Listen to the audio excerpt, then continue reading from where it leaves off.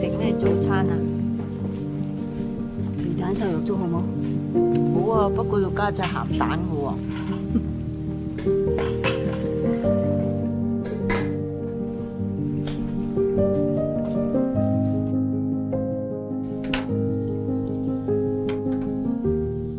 早晨，強哥。早晨，胡小姐，小姐，咁早出嚟啦？係啊。中秋節快樂！中秋節快樂！中秋節快樂！中秋節快樂啊！一支花啦嚇！我識你之前咧，每次有人講親屋企人呢三個字，我就好想喊。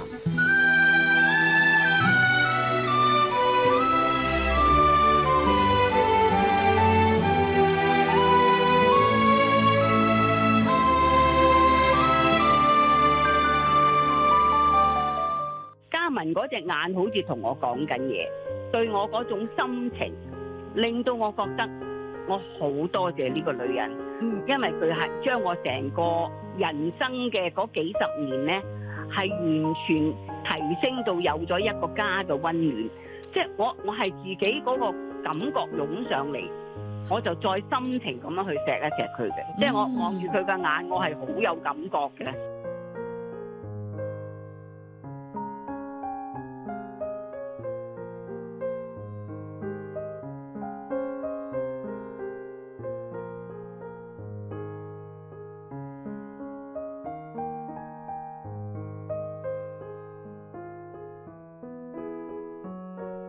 我諗未必咯，隨緣啦。